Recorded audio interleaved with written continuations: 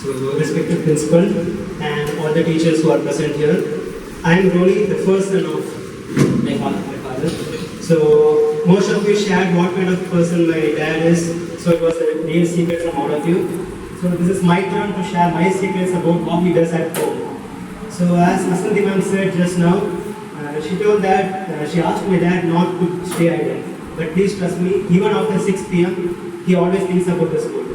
So he acts as if he doesn't care about the school or etc. But deep inside, he loves to work for the school because as soon as he comes home, after 1 hour of rest, he again types in Excel sheet and does CPD courses every single day and also helps other teachers in ICT issues.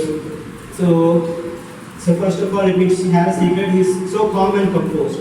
So whenever some decision comes, maybe from the administrative side, he's always calm and he thinks properly before doing any actions.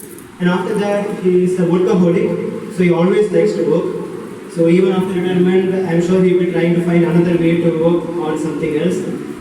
And more than that, so whenever he never tells no to anything.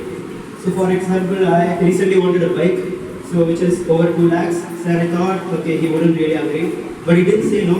He said yes, and in the same month he got me a new bike. And not just that, we both wanted a laptop of high in configuration. He never said no. So he never disappoints anyone else, and he always makes sure that the family is always satisfied in everything that happens. So I'm so proud and happy to see that so many of you have been here, have come here to attend this, my dad's retirement. And I'm so grateful to every one of you who's present here. And it makes me proud, and I'm also proud of my family and my dad. And thank you so much for all of you. So I'm having a final advice to my dad. So one thing is, most of you thinking that, okay, after retirement, we can't do anything, my journey ends here, my chapter ends here, etc. But the journey doesn't really end here. This is just a new beginning for a new chapter. So thank you so much. Thank you so much, everyone.